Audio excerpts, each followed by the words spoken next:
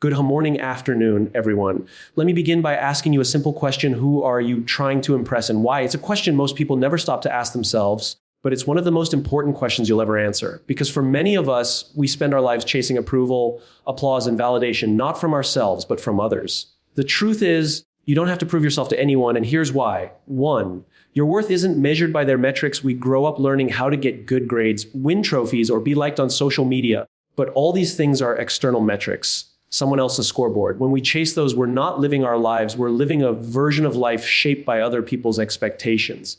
Your value doesn't increase when someone claps for you, and it doesn't decrease when someone criticizes you. Your worth is inherent, not earned through applause. 2, proving yourself as a moving target. Have you noticed how the moment you prove one thing, the goalpost moves? You get a degree, they want a job title. You get the job, they want a promotion. You get the promotion, they question your leadership. The cycle doesn't end. The moment you define yourself by someone else's approval, you give them the power to define your enough. Stop trying to arrive in the eyes of others. You'll always be one step behind their changing expectations. Instead, choose inner alignment over outer applause. 3, confidence grows from integrity, not image. We're often told to look confident, to project success, to sell ourselves. But confidence isn't something you perform. It's something you build. It grows quietly when your actions align with your values, when you know what you stand for, when you make choices not to impress, but because they're right for you. True confidence says, I know who I am, and I don't need you to agree with it. 4, you are not for everyone, and that's okay. Some people won't understand your path.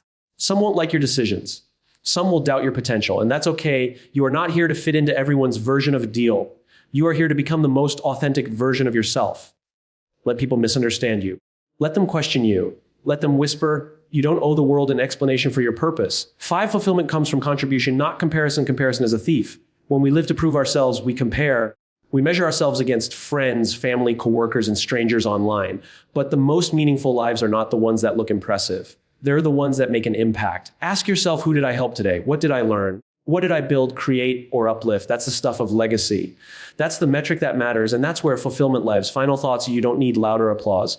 You need a deeper connection with yourself. You don't need to fit in. You need to belong first to yourself. So stop trying to prove your worth. Start living it. Thank you. 5 keynotes of the speech. Your value is not defined by other people's approval or recognition. Seeking validation is a never-ending race with shifting expectations. Authentic confidence comes from integrity, not performance. You're not meant to please everyone. Be at peace with being misunderstood. Real fulfillment comes from purpose and contribution, not comparison. Your value is not defined by other people's approval or recognition. That's a statement we often hear, but rarely pause to deeply understand.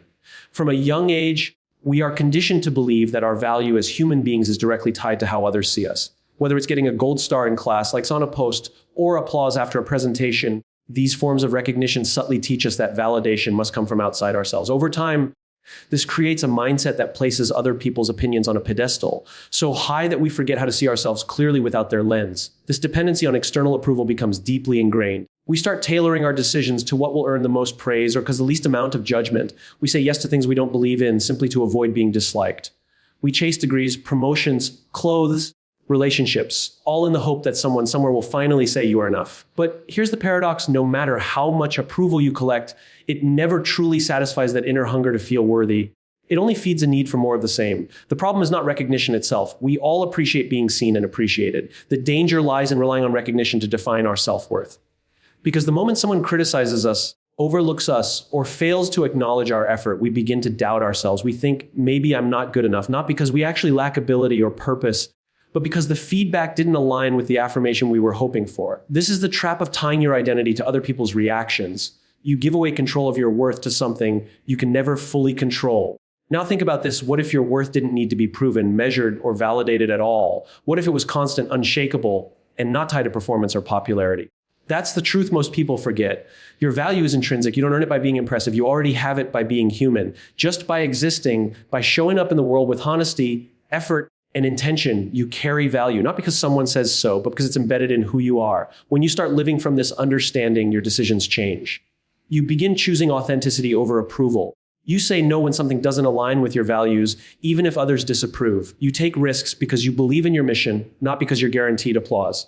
You stop chasing recognition like it's oxygen, and instead, you start breathing more freely. It also affects how you handle criticism. When your value is not up for debate, negative feedback becomes information, not an attack on your identity. You can listen without losing yourself. You can improve without feeling like you're broken, because feedback is just feedback. It may help you grow, but it doesn't have the power to define your existence.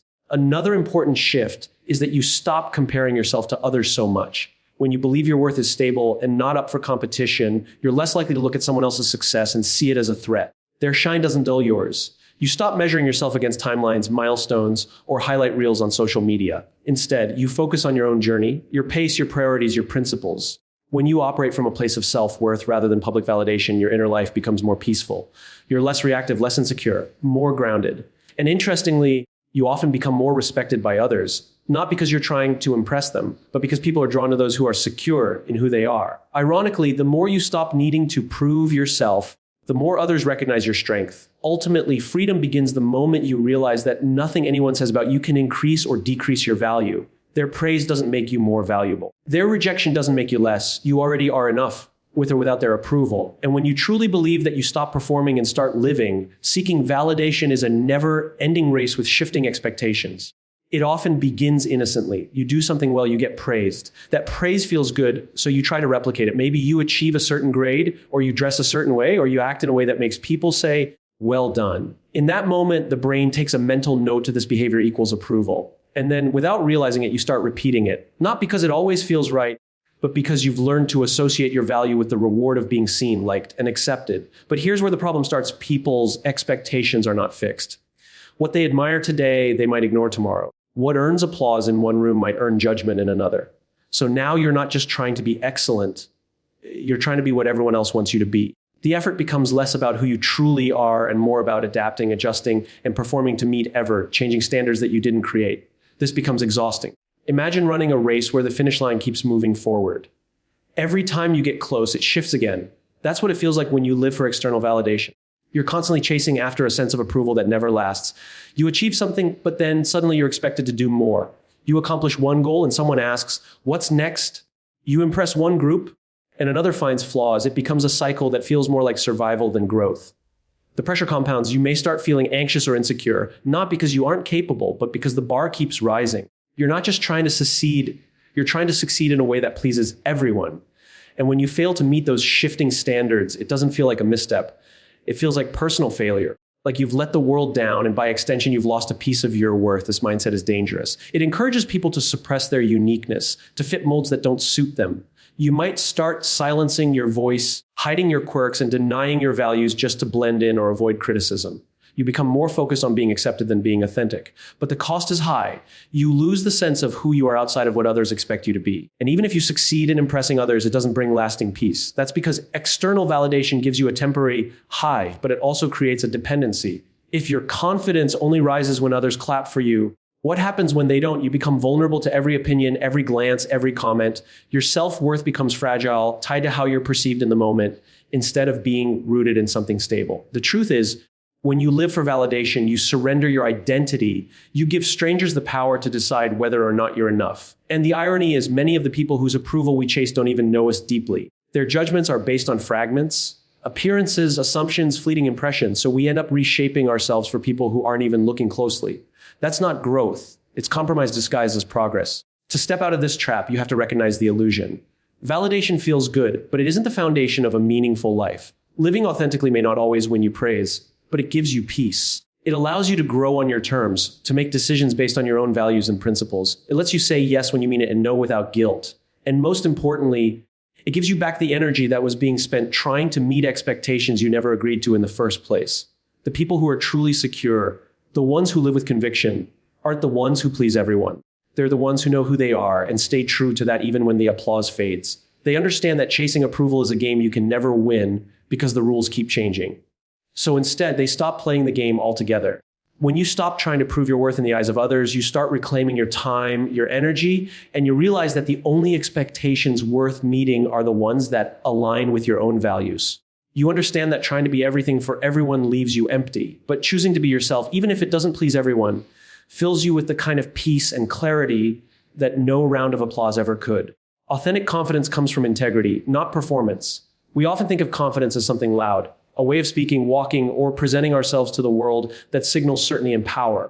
We picture someone who dominates the room, speaks boldly, and never hesitates. But this version of confidence is often performative. It's not always rooted in real strength. Sometimes It's simply a well-rehearsed act designed to look convincing on the outside while covering up deep uncertainty within. Authentic confidence is something very different. It doesn't shout. It doesn't demand to be noticed. It comes from a quiet place inside, a place where your actions are in alignment with your values, where you know who you are and what you stand for, even when no one is watching. When your life reflects your values, not just in your words, but in your choices, something powerful begins to happen.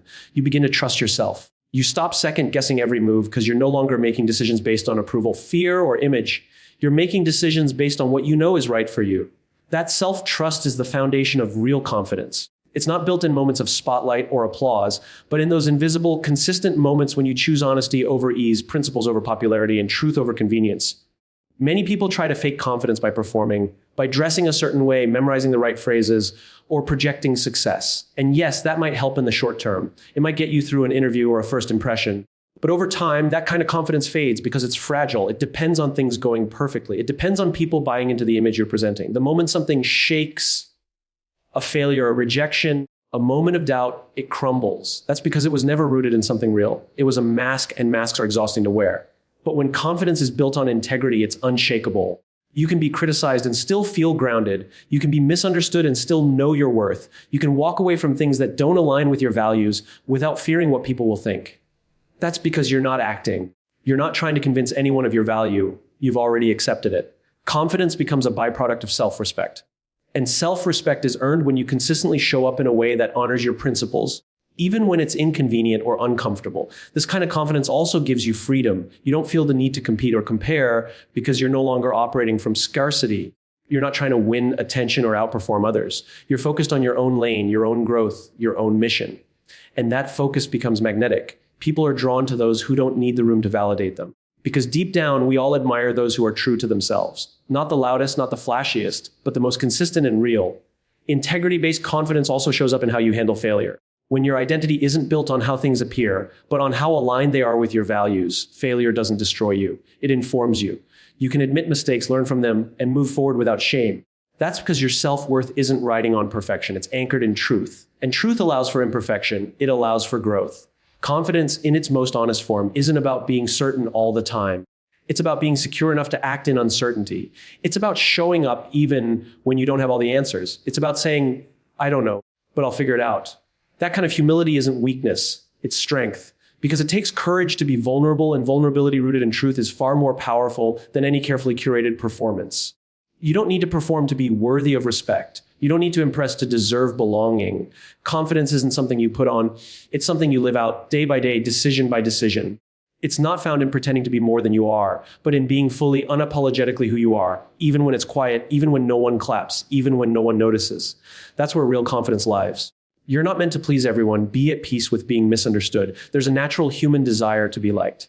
From the time we're children, we're taught to seek approval from parents, teachers, friends, and later from colleagues, peers, and the wider world. We learn to associate acceptance with safety, validation with success. So we try to please, we adjust, we filter our words, we downplay our opinions, and we smooth out the edges of who we are, all in the hope that others will accept us. But somewhere along the way, we forget that not everyone is supposed to like us. We forget that being universally liked is not a reflection of authenticity. It's often a sign of self-abandonment. When you live to please everyone, you start compromising parts of yourself. You silence the parts that are inconvenient. You hide your truth when it doesn't match the crowd. You say yes when you mean no and smile when you're tired or hurt. You begin curating your personality like a product, shaping it around what will be most accepted in the moment. And over time, you lose sight of where the performance ends and where you begin. Trying to please everyone is not only exhausting, it's impossible. People carry different expectations, different beliefs, different definitions of what's acceptable or impressive. You could be kind and someone will call you weak. You could be direct and someone will call you rude. You could be quiet and someone will call you distant. You could be confident and someone will call you arrogant. There is no version of you that will satisfy every narrative someone else creates, so why waste your life trying? The fear of being misunderstood often drives this need to please. We want people to get us to see our intentions, to agree with our decisions. But the truth is, even when you explain yourself perfectly, people will still see you through the lens of their own experiences, biases, and wounds. You can't control how others interpret your actions. You can only control the honesty and integrity behind them. And if you're living in alignment with your values, then being misunderstood isn't failure.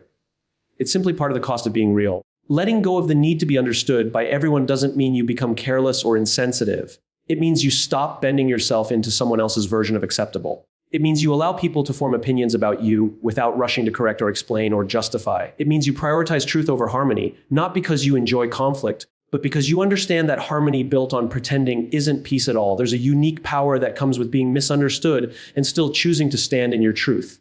It's not easy. It takes emotional strength to hear judgment and not internalize it. It takes self-awareness to resist the urge to change your path just to make others more comfortable. But the more you practice this, the more you realize that the people who truly matter, the ones who really see you, don't need constant explanations. They feel your intention. They trust your heart. And the ones who don't, they were never really looking for understanding in the first place. They were looking for agreement, for conformity, for comfort. And your authenticity might threaten that. Being at peace with being misunderstood also means being at peace with taking the long road. When you stop doing things for appearance, for popularity, for applause, progress may feel slower. The spotlight might not shine as often. But the rewards are deeper. You begin to live with clarity. You begin to build real confidence, not one based on other people's opinions, but one rooted in knowing that you're not betraying yourself. You begin to create relationships based on truth, not performance. The world is full of noise, opinions, expectations, standard judgments. But in the middle of that, you have a voice. It may not always be the loudest. It may not always be understood, but it's yours. Protect it, use it wisely, and let it guide you even when it leads you away from the crowd. Because at the end of the day, it's better to be true to yourself and misunderstood than to be accepted for something you're not. Real fulfillment comes from purpose and contribution, not comparison. We live in a world that constantly invites us to compare. From social media feeds filled with curated success to conversations that subtly become competitions, comparison has become a reflex. We look at what others have, what they've achieved, how they look, how fast they're progressing, and without even meaning to, we start measuring ourselves against them. Are we as successful? Are we as happy? Are we as far along? This constant evaluation creates a quiet, persistent sense of inadequacy. It makes us feel like we're always behind, always lacking, always needing to catch up. But the truth is, the more you compare, the more you disconnect from your own path. And the further you drift from your own path, the harder it is to feel fulfilled. Fulfillment doesn't come from looking sideways. It doesn't come from having more than someone else or from matching someone else's timeline. It comes from within, from living a life that feels meaningful to you. That's where purpose lies, not in winning a race you never chose to run, but in walking a path that reflects your values, your vision, your unique contribution. When you operate from a sense of purpose, your actions carry weight. You're no longer just doing things for recognition or status. You're doing them because they matter, because they align with something deeper inside you. And that kind of work, that kind of living creates a sense of fulfillment that comparison can never give. Contribution is also a key part of this. There is something deeply human about wanting to matter, not just in terms of success, but in terms of impact. When we know we've helped someone, made something better, lifted someone's spirit, solved a problem, or inspired a change, we feel connected to something larger than ourselves. Contribution gives us a sense of significance that no award or approval can match. It grounds us. It reminds us that life isn't just about what we accumulate, but about what we offer. And when we shift our focus from what do I have to what am I giving, we begin to experience a different kind of success, one that satisfies the soul, not just the ego. But contribution is hard to focus on when we're stuck in comparison, because comparison narrows our vision. It tells us there's only one way to be great, and it usually looks like someone else's highlight reel. It convinces us that unless we have what they have, their lifestyle, their body, their relationship, their income, we're falling short. It creates urgency, insecurity, and a pressure to chase things that may not even align with who we are. And worst of all, it robs us of joy. It makes it impossible to appreciate what we have because we're always focused on what we don't. We can't celebrate our small wins because someone else has a bigger one. We can't enjoy our pace because someone else is moving faster. To find real fulfillment, we have to break that pattern. We have to step back and reconnect with what actually matters to us, not what impresses others, but what brings us peace. That means asking different questions. Not how do I measure up, but what lights me up? Not what are they doing, but what do I feel called to do? These are the questions that guide us toward purpose. And when we follow that compass, the noise of comparison starts to fade. We begin to appreciate our own journey, even if it looks different. We begin to value our own growth, even if it's quiet or unseen. Fulfillment is deeply personal. It doesn't come in a universal package. For some, it's raising a family. For others, it's building something new. For someone else, it's writing or teaching or healing or creating change. What matters is not how big it looks from the outside, but how true it feels on the inside. When we contribute from that place, not to prove, but to serve, we experience a level of contentment that no comparison can shake. We feel aligned, empowered, and grounded. We wake up with meaning, not pressure. We rest with satisfaction, not regret. So if you want fulfillment, don't look around, look within. Ask yourself what kind of life you want to build, not what kind of image you want to project. Ask yourself what kind of difference you want to make, not what kind of applause you want to receive. And then quietly, intentionally start building that life, step by step, moment by moment. That's where fulfillment begins. In the end, the journey toward confidence, fulfillment, and peace doesn't begin with performance, approval, or applause. It begins with alignment, the decision to live from your own values, not other people's expectations.